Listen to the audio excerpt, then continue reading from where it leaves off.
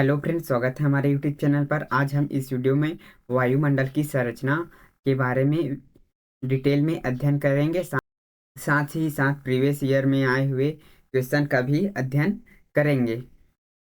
देखिए, पहले वायुमंडल किसे कहते हैं उसको देख लेते हैं। किसी भी ग्रह के चारों ओर गैसों के आवरण को वायुमंडल कहते हैं। पृथ्वी को जिस गैसीय आवरण ने ढक रखा है उसे पृथ्वी का वायुमंडल कहते हैं। इसी वायुमंडल के कारण ही पृथ्वी पर जीवन संभव है। पृथ्वी की ऊपरी परत के अध्ययन को वायु विज्ञान एरोग्राफी कहते हैं और पृथ्वी के निचली परत के अध्ययन को ऋतु विज्ञान मेट्रोलॉजी कहते हैं। यह आपको ध्यान में रखना है। वायुमंडल में पाए जाने वाली महत्वपूर्ण गैस हैं उसके बारे में अध्ययन करते हैं। फिर हम पृथ्वी के आंतरिक संरचना के बारे में विस्तृत मैप के माध्यम से डिटेल में उसका अध्ययन करेंगे। तो वायुमंडल में नाइट्रोजन है वह 78.8% पाया जाता है। उसी प्रकार ऑक्सीजन है वह 20.95% पाया जाता है। इसको 21% मानते हैं एवरेज। तीसरा है आर्गन गैस, यह 0.93% पाया जाता है। कार्बन डाइऑक्साइड है वह 0.03% पाया जाता है। अन्य गैस हैं वह 0.04% पाया जाता है।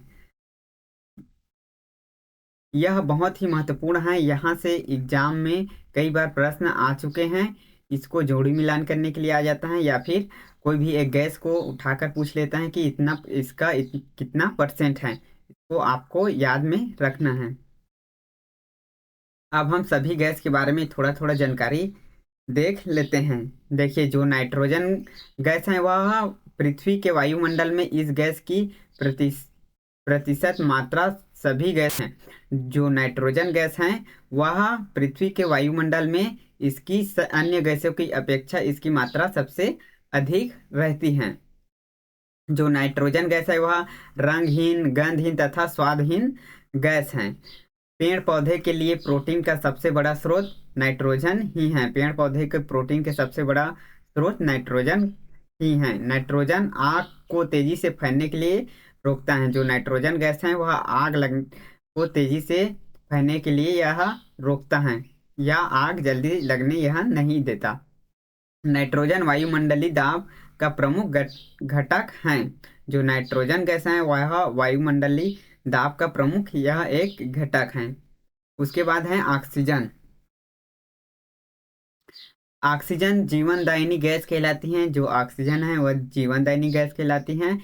इसी ऑक्सीजन आग जलने की सहायता में और ऑक्सीजन गैस है वह आग जलने या आग जलाने में हमारी सहायता करती हैं। ऑक्सीजन के अभाव में हम ईंधन नहीं जला सकते। अगर पृथ्वी पर ऑक्सीजन नहीं होगा तो हम ईंधन नहीं जला सकते, साथ ही साथ हम सांस नहीं ले सकते, जीवन पूरा खत्म हो जाएगा।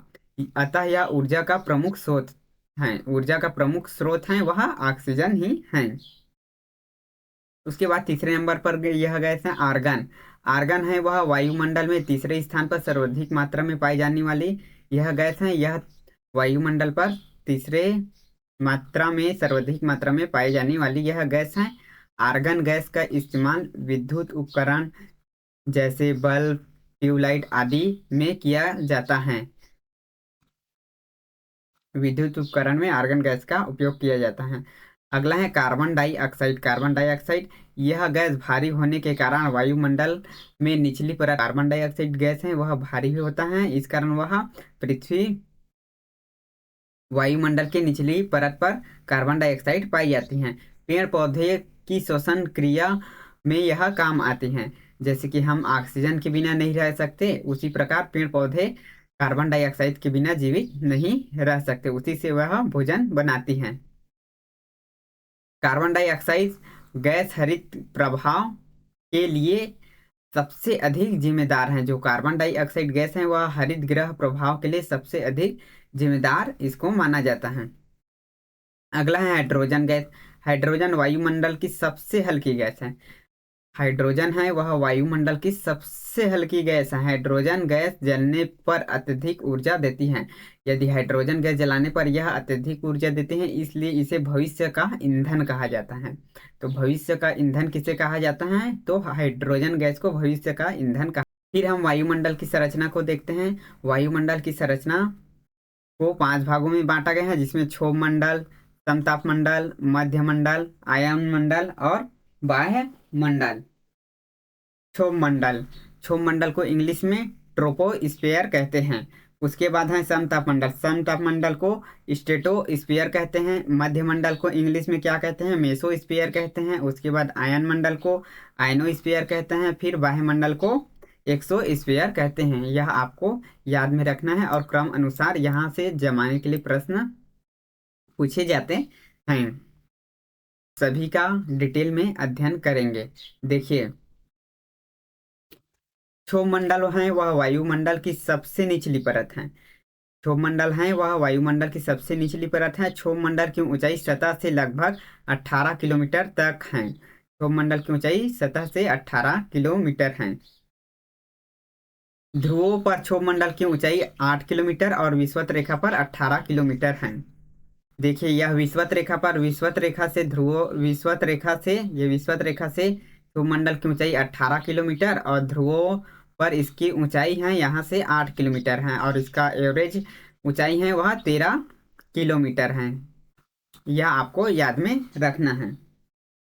सारी मौसम गतिविधियां क्षोभ मंडल पर ही होते हैं, जैसे बिजली का चमकना, बिजली का कड़कना, बादल का बनना, आंधी, वर्षा, इंद्रधनुष आदि सब क्षोभ मंडल में ही होते हैं।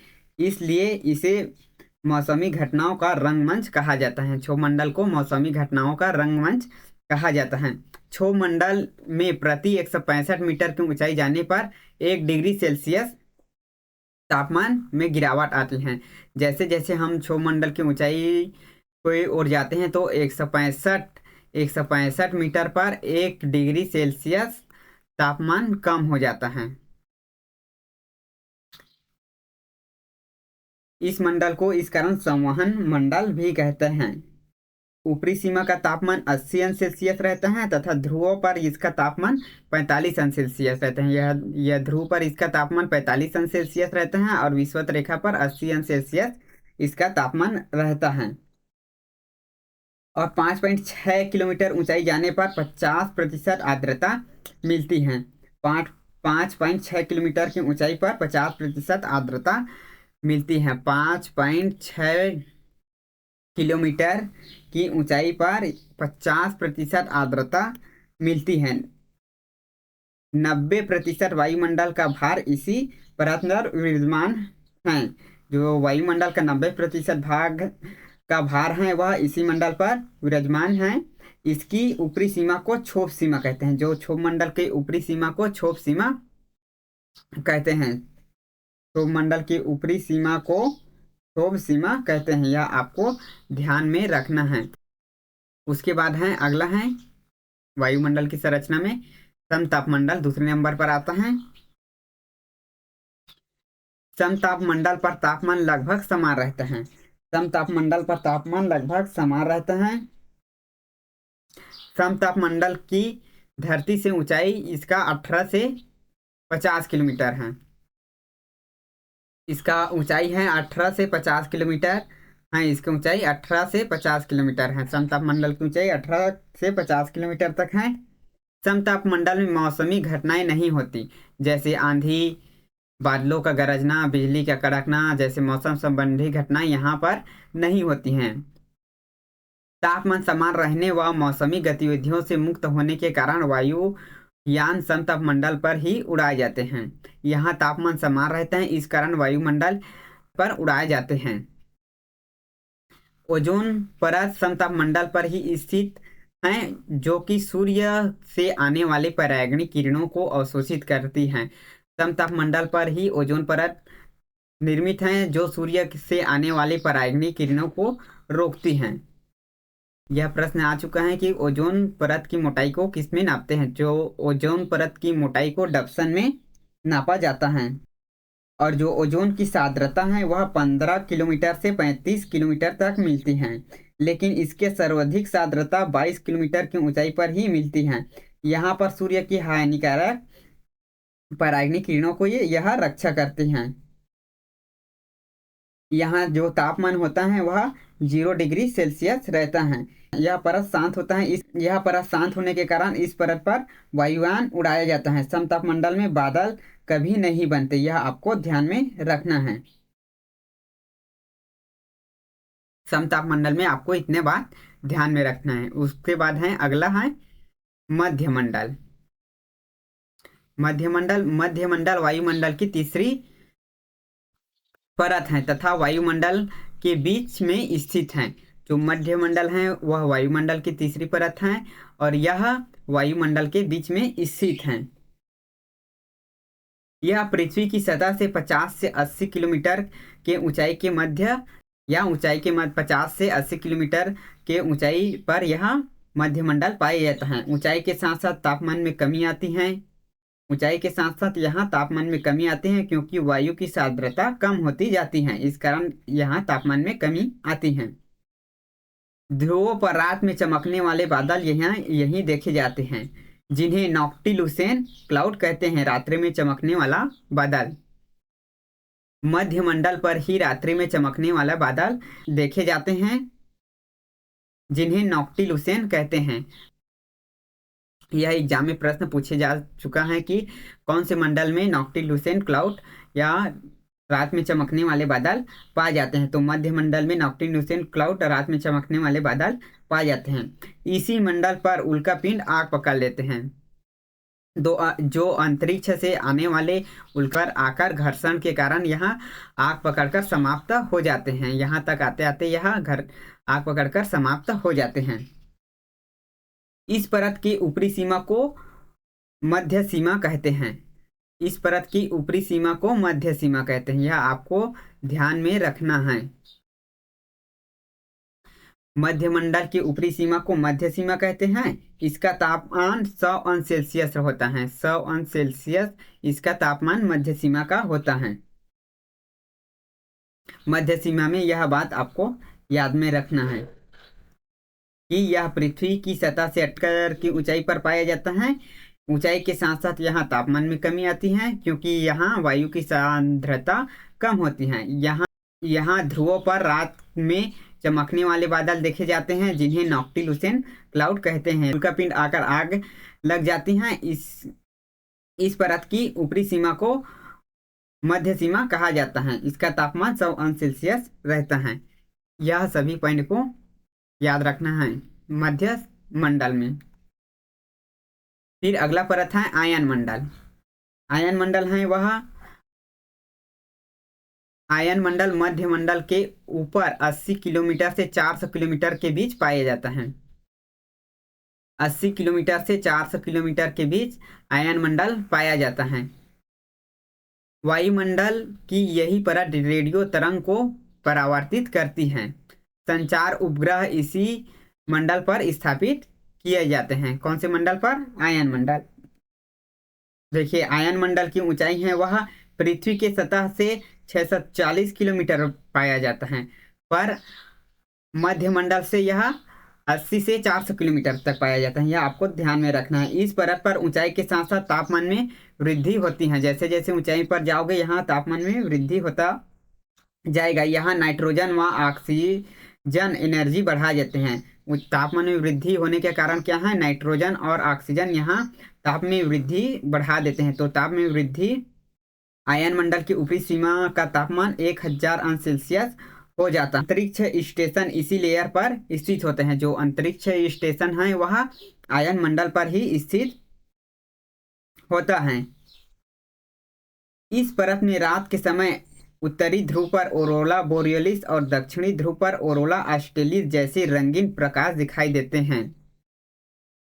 जो आयन मंडल हैं, आयन मंडल के उत्तरी ध्रुव पर ऑरोरा बोरियलिस और उत्तरी ध्रुव पर ऑरोरा बोरियलिस और दक्षिणी ध्रुव पर ऑरोरा ऑस्ट्रेलिस जैसे रंगीन बादल यहाँ दिखाई देते हैं। क्योंकि यह पृथ्वी के चुंबकीय प्रभाव के कारण यहाँ आयन का संग्रहण होता है। पृथ्वी के चुंबकीय प्रभाव के कारण आयन का संग्रहण होता है, इस जिसे संगठन होता है। यह टकराने के कारण रंगीन बादल दिखाई देते हैं। जो पृथ्वी के चुंबकीय प्रभाव के कारण आयन पृथ्वी के चुंबकीय प्रभाव के कारण आयन है, उसका संग आयन के टकराने के कारण यह रंगीन बादल दिखाई देते हैं। इसी परत की मदद से पुराने जमाने में रेडियो सिग्नल का परावर्तित किया जाता है। इस परत को DEF परत के नाम से भी जाना जाता है। आयन मंडल के परत को DEF परत के नाम से भी जाना जाता है। यह सभी बात आपको आयन मंडल में याद रखना है। उसके बाद है अगला है बाह्यमंडल। बाह्यमंडल वायुमंडल की सबसे ऊपरी सतह है। यह वायुमंडल के सबसे ऊपरी सतह है बाह्यमंडल। बाह्यमंडल की कोई ऊपरी सीमा निर्धारित नहीं है। कोई ऊपरी सीमा बाह्यमंडल के बाद इसका ऊपरी सीमा कोई निर्धारित नहीं है। यहाँ हाइड्रोजन तथा हीलियम गैसों की अधिकता वायुमंडल में पाया जाता है। वायुमंडल में इतनी बात आपको याद रखना है। देखिए, वायुमंडल की औसत ऊंचाई 1600 किलोमीटर है। वायुमंडल का 97% भाग 29 किलोमीटर पर ही पाया जाता है। जल वाष्प की सर्वाधिक मात्रा विषुवत रेखा पर होता है। यह सभी पॉइंट आपको याद में रखना है। यहाँ हमने वायुमंडल की जो सभी परत हैं उसको दिए हैं। अब हम प्रीवियस ईयर में आए हुए क्वेश्चन का अध्ययन करेंगे। देखिए, वायुमंडल में सर्वाधिक कौन सी गैस मिलती है? तो वायुमंडल में सर्वाधिक है वह नाइट्रोजन गैस मिलती है, और पूरे यूनिवर्स में हाइड्रोजन गैस सबसे अधिक मात्रा में मिलता है, पर वह हमारे वायुमंडल में सबसे अधिक मात्रा में नाइट्रोजन गैस मिलती है। वायु में नाइट्रोजन का प्रतिशत कितना है? तो वायु में नाइट्रोजन का प्रतिशत है वह 78.8% है। विविध जलवायु और मौसम दशाओं को बदलने वाली सभी महत्वपूर्ण वायुमंडलीय क्रियाओं कहाँ घटित होती हैं? तो मौसम दशाओं बदलने वाली सभी वायुमंडलीय घटनाएं हैं वह क्षोभमंडल पर होती हैं। इस कारण इसे रंगमंच कहा जाता है। ओजोन परत की मुख्य कहाँ पाई जाती हैं? ओजोन परत मुख्यतः कहाँ पाई जाती है? तो ओजोन मंडल में पाया जाता है। समताप मंडल को जेट विमान की उड़ान के लिए आदर्श माना जाता है, क्योंकि इस परत में बादल तथा अन्य मौसमी घटनाएं नहीं होती हैं। इस कारण समताप मंडल में हवाई जहाज उड़ाए जाते हैं। वातावरण की वह परत जो रेडियो तरंग को परावर्तित करती है कौन सी है? आयन मंडल। आयन मंडल रेडियो तरंग को परावर्तित करती है। निम्नलिखित में से कौन सी गैस ग्रीन हाउस प्रभाव के लिए उत्तरदायी हैं? तो ग्रीन हाउस प्रभाव के लिए CO2 गैस हैं वह उत्तरदायी हैं। पृथ्वी की सतह से सबसे दूर वातावरणीय परत को क्या कहते हैं? पृथ्वी के सबसे दूर वातावरणीय परत को वायुमंडल कहते हैं। निम्न में से किस मंडल को संवहन मंडल कहा जाता है? तो क्षोभ मंडल को संवहन मंडल कहा जाता है। संबंधी सभी घटनाएं यही होता है। अगला है, पृथ्वी के समीप पाई जाने वाली वायुमंडलीय परत क्या कहलाते हैं? तो पृथ्वी के समीप पाई जाने वाली वायुमंडल की परत है वह टोपोस्फेयर कहलाती हैं। वायुमंडल की किस सतह में तापमान में बहुत अधिक उतार चढ़ाव नहीं होता? तो वायुमंडल की समताप मंडल में तापमान का बहुत उतार चढ़ाव नहीं होता। आंधी एवं वर्षा और बिजली का कड़कना आदि घटनाएं किस मंडल में होती हैं? तो क्षोभ मंडल में यह घटना होती है। आंधी, वर्षा, बादल का गरजना, इन सभी घटनाएं क्षोभ मंडल में होती हैं। यहाँ हमने वायुमंडल की संरचना का डिटेल में अध्ययन और प्रीवियस ईयर में आए हुए क्वेश्चन का संपूर्ण अध्ययन किए हैं। यदि वीडियो पसंद आए तो लाइक शेयर कमेंट और सब्सक्राइब करना ना भूलें। Thank you.